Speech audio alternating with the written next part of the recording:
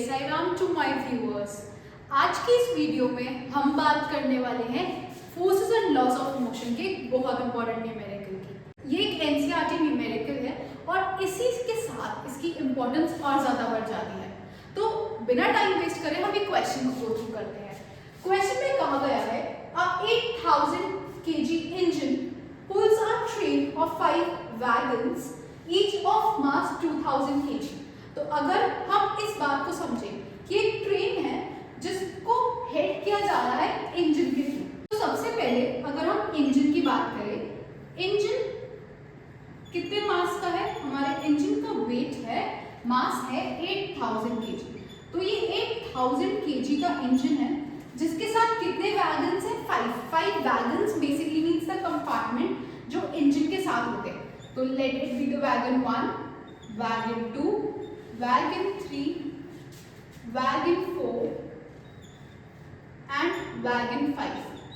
तो ऐसा कहा गया कि 5 कंपार्टमेंट्स हमारे किससे कनेक्टेड है?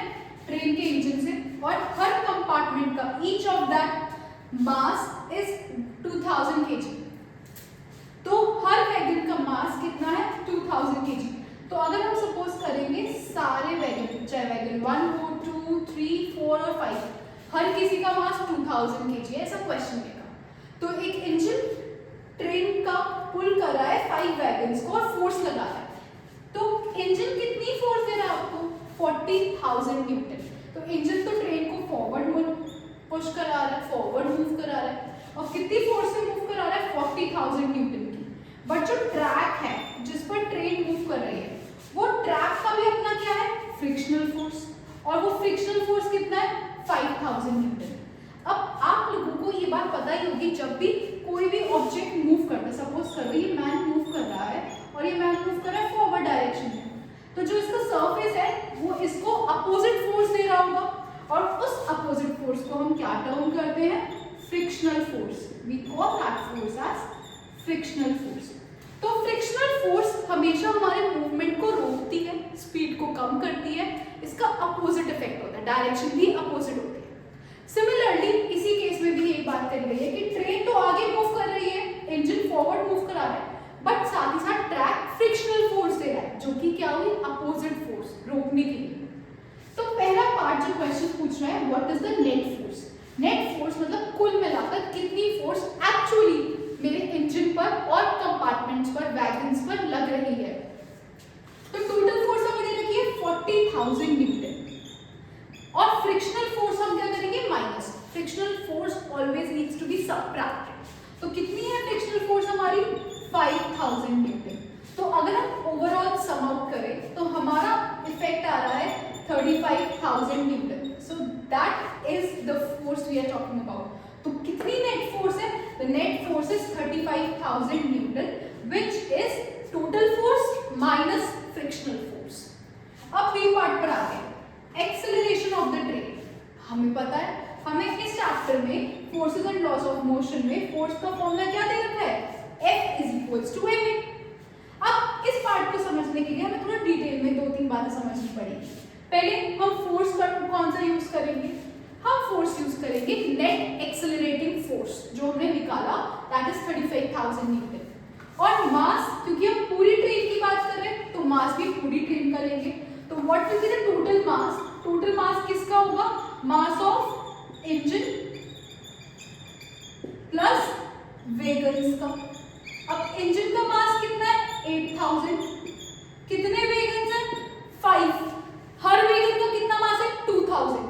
सो 2000, 4000, 6000, 8000 एंड 10000। वैगन्स का मास मेरा कितना हो गया? 10,000। दैट मीन्स टोटल मास कितना है? 80,000 kg। ये हमने निकाला टोटल मास किसका? इंजन का और उसके 5 वैगन्स का जो मूव कर रहे हैं। अब मेरे पास फोर्स है और मास है, मैं एक्सेलरेशन इजीली कैलकुलेट कर सकती हूँ। अब एक्सेलरेशन का फॉर्मूला हमें क्या पुट करना है? एक्सेलरेशन का फॉर्मूला होता है फोर्स अपॉन मास। फोर्स कितना? फोर्स की वैल्यू है हमारी 35,000 और मास है हमारा टोटल 18,000।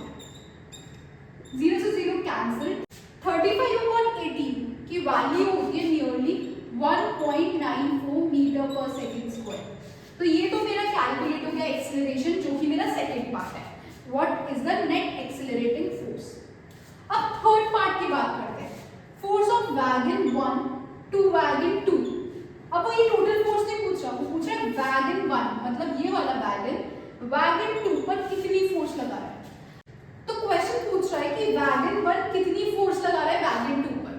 तो वैगन 1 अगर वैगन 2 को ड्रैग कर रहा है तो सिर्फ वैगन 2 नहीं, वैगन 2 के साथ 1 2 3 4 और कंपार्टमेंट्स को चाहे वो चाहे या ना चाहे फोर्स तो लग रही है, क्योंकि वैगन 1 से वैगन 2 भी नहीं लगा सकता।